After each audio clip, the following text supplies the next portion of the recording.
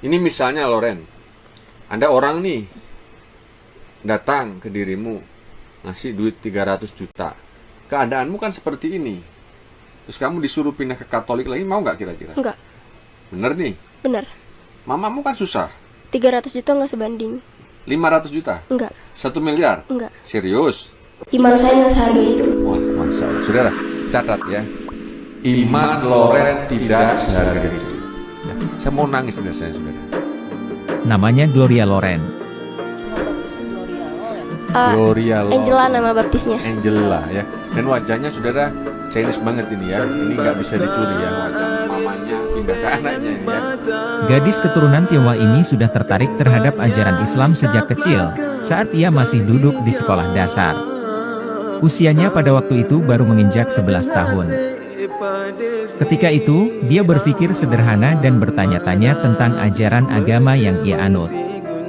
Mengapa ibadah di agamaku kok hanya seminggu sekali, sementara orang Islam ibadahnya tiap hari dan berkali-kali?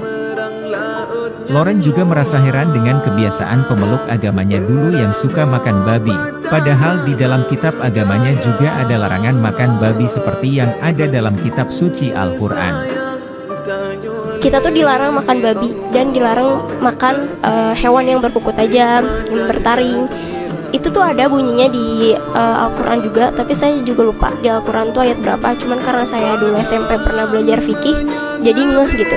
Nah dari situ saya mikir di agama saya yang lama nggak boleh makan babi gitu ya. Tapi kenapa tetap makan gitu? Rasa penasaran itu mendorong Loren untuk bertanya-tanya kepada pemuka agama Kristen dan teman-teman sekolahnya. Namun mendapat jawaban bahwa larangan makan babi itu ada di kitab lama, sekarang memakai kitab yang baru. Atas jawaban itu membuat Loren berpikir, kitab suci kok bisa direvisi.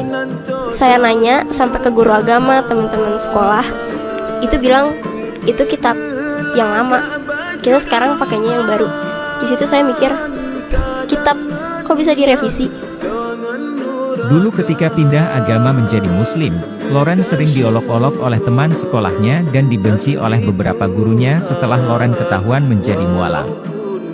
Karena memang waktu itu Loren masih sekolah di sekolah Katolik.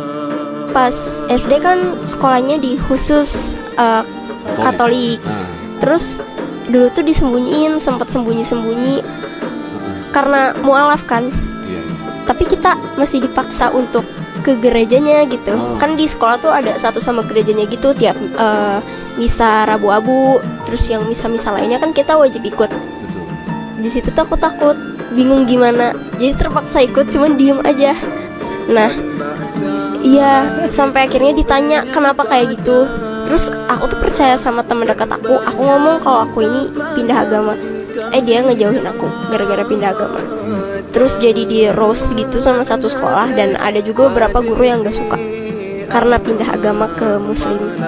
Setelah lulus sekolah dasar, Loren melanjutkan sekolah di SMP yang Islam.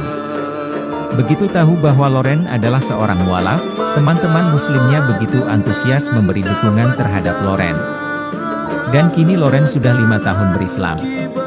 Pas SMP masuknya tuh ke sekolah Islamic School, jadi pas orang-orang di sana tahu kalau aku mualaf, itu kayak bener-bener didukung banget gitu. Di sekolahnya, Loren merupakan siswi yang berprestasi, bahkan menjadi juara bertahan prestasi akademik, selalu ranking 1 di sekolah. Punya prestasi di sekolah?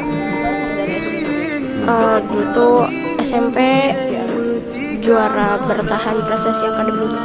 Juara bertahan Prestasi akademik. prestasi akademik ya. Juara 1. Juara 1. Ketika ditanya oleh Koh Agus mengenai cita-citanya, Loren menyampaikan bahwa ia ingin menjadi orang yang sukses dunia akhirat, ingin menyebarkan ajaran Islam, banyak bersedekah dan membangun masjid. Pengen jadi orang yang sukses dunia akhirat dan pengen nyebar luasin agama Islam. Terus pengen bantu di beberapa daerah yang belum bisa ngedirin masjid. Dan pengen banget sih, apalagi kalau punya uang, itu nggak tahu kenapa rasanya pengen terus disedekahin ke siapapun itu. Ini misalnya Loren, ada orang nih datang ke dirimu ngasih duit 300 juta.